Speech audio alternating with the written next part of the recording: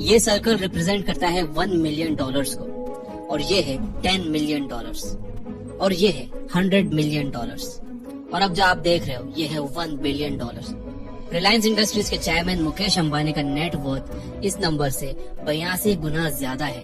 और वेल, आप यहाँ हो जो कि जॉब कर रहे हो, और ये जॉब आपको अपनी डिग्री खत्म करने के बाद मिली है। आपके पास अपना बैंक अकाउंट में ज्यादा पैसे नहीं है और दुनिया भर के खर्चे हैं। आपको लगता है कि आप अंडरपेड हो, आपकी सैलरी कम है, आपको अपने घर का लोन भरना है, क्रेडिट कार्ड की EMI भरनी है, और समझ में नहीं आ रहा है कि लाइफ कहाँ जा रही है। मे बी आप एक स्टूडेंट हो जो सपने देखता रहता है कि कोई अच्छी डिग्री कर लूंगा, जिसके बाद एक अच्छी जॉब लग जाएगी, जिससे अच्छे पैसे आने लगेंगे और फिर लाइफ सेट हो जाएगी। मे बी आपके पास सेविंग्स के अलावा एक हेवी स्टूडेंट लोन की तलवार सर पर लटकी है। अमीर बनना मानो एक सपने जैसा दिखाई पड़ता हो। यार, उन लोगों ने कैसे किया होगा? आप अपने आप से बार बार ये सवाल करते हो। ये सारे मिलियनर्स, बिलियनर्स और करोड़पति लोग इतने यंग एज में इतने सक्सेसफुल कैसे बनते हैं? शायद इन्हें कोई चीट कोड पता है, शायद पैसा बुरा है, शायद आप अनलकी हो, शायद you are not good enough, शायद आप कभी अपना लोन क्लियर ही ना कर पाओ, शायद आप कभी वर्ल्ड ट्रेवल ही नहीं कर पाओगे, शायद आप कभी अपने ड्रीम कार नहीं खरीद पाओगे, शायद आपके सपने सिर्फ सपने ही रह जाएंगे। ये सब के बाद आपको रियलाइज होता है कि ये सब कुछ एक गेम है, एक गेम जिसमें आप जितनी भी मेहनत कर लो, आप सिर्फ हारते ही जा रहे हो, क्योंकि आपने एक हारती हुई टीम चूज की है।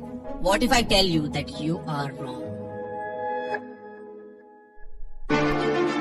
What if I tell you कि सच में वेल्दी बनना, ज्यादा पैसे कमाना और अमीर बनना उतना मुश्किल नहीं है जितना आप समझ रहे हो? What if I tell you कि आपको जो स्पोर्ट्स कार लेनी है वो आप ले सकते हो, आपको घर का लोन क्लियर करना है वो आप कर सकते हो, आपको जो गुच्ची के डिजाइनर कपड़े लेने हैं वो आप ले सकते हो, आपको जो लेटेस्ट आईफोन खरीदना है वो आप खरीद सकते हो, और आप जैसी चाहो वैसी लाइफ जी सकते हो। तो आप कहोगे कि क्या सर, आप कहीं झूठ तो नहीं कह रहे हो?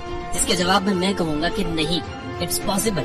आपको अपने ड्रीम्स को मार कर जीने की कोई जरूरत नहीं है, क्योंकि वीडियो के खत्म होते होते मैं आपको सिक्के का वो दूसरा पहलू दिखा दूंगा जो स्कूल और कॉलेजेस आपसे छुपाते हैं। जैसे कि रॉबर्ट कियोसाकी कहते हैं कि आप सभी को एक तरीके से सोचने के लिए कंडीशन किया गया है। मैं आपको वार्निंग देता हूँ कि स्टार्टिंग में आपको कई परेशानियां आएंगी। अगर आप एक ठंडा दिमाग रखकर एक काम वे में रॉबर्ट कियोसाकी द्वारा दिए गए ये टाइमलेस प्रिंसिपल्स को फॉलो करते हो, तो चाहे जितने भी उतार चढ़ाव आए, चाहे जितनी भी स्ट्रगल्स आए, चाहे जितने कड़वे सच का सामना करना पड़े, लेकिन आप फिर भी इन प्रिंसिपल्स पर डटे रहते हो, तो आपको कोई नहीं रोक पाएगा। और मैं आपको ये भी बता दूं कि ये एक मुश्किल रास्ता होगा और आप में से ज्यादातर लोग एंड लाइन तक पहुंच भी नहीं पाएंगे।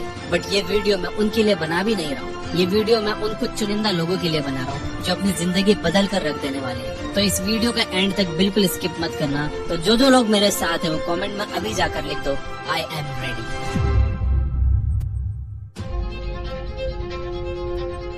1923 में शिकागो के एजवाटर बीच के होटल में एक ग्रुप ऑफ लीडर्स और बहुत बड़े बड़े बिजनेसमैन ने एक मीटिंग की। उनमें से कुछ नाम है: Charles shop, head of largest steel independent company; Samuel incel, president of largest utilities; Howard Hobson, largest gas company के ऑनर, और भी बहुत बड़े बड़े लोग थे।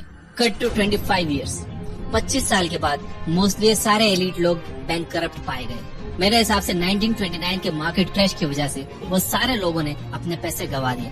मार्केट में अप्स एंड डाउन्स आएंगे, पर आपके पास जब फाइनेंशियल एजुकेशन होती है तब आप अपनी वेल्थ को ना सिर्फ बचा सकते हो, बट उसे साइमल्टेनियसली ग्रो भी करवा सकते हो। एक रिच बास्केटबॉल प्लेयर को टीम से टर्मिनेट कर दिया गया और फिर उसकी spending habits and financial education न होने की वजह से उसे कार वॉशिंग सेंटर में काम करना पड़ा, जिसके बाद उसे वहाँ से भी निकाल दिया क्योंकि उसने कार साफ करते वक्त अपनी चैंपियनशिप रिंग निकालने से मना कर दिया था। आपने ये नोटिस किया कि कैसे लोग करोड़ों रुपए की लॉटरी जीतते हैं और फिर एक साल बाद फिर से वैसे ही हो जाते हैं जैसे पहले थे। आई एम श्योर आपको केबीसी के करोड़पति सुशील कुमार पता ही होंगे, जिन्होंने करोड़ों रुपए जीते लेकिन कुछ सालों बाद बैंक करप्ट हो गए।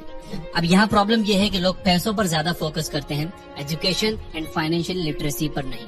फाइनेंशियल लिटरेसी क्या होता है वो समझने के लिए आपको ये सिर्फ 3 स्टेटमेंट समझने की जरूरत है।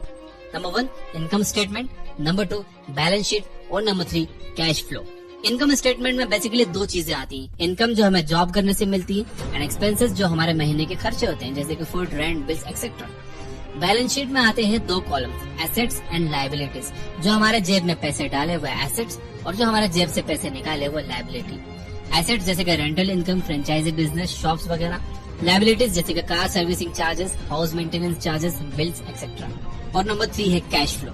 कैश फ्लो अलग अलग लोगों के लिए अलग अलग होता है। मैं आपको समझाता हूँ 3 एग्जाम्पल से। एक गरीब इंसान का कैश फ्लो कैसा होगा। एक गरीब मजदूर जिसकी इनकम कम है, उसके एक्सपेंसेस ज्यादा हैं, तो सबसे पहले इनकम उसके बैलेंस शीट में आती है, जिसके बाद एक्सपेंसेस कॉलम में चले जाती है, जहाँ पे बेसिक सर्वाइवल नेसेसिटीज है जैसे कि खाना, रेंट एक्सेट्रा।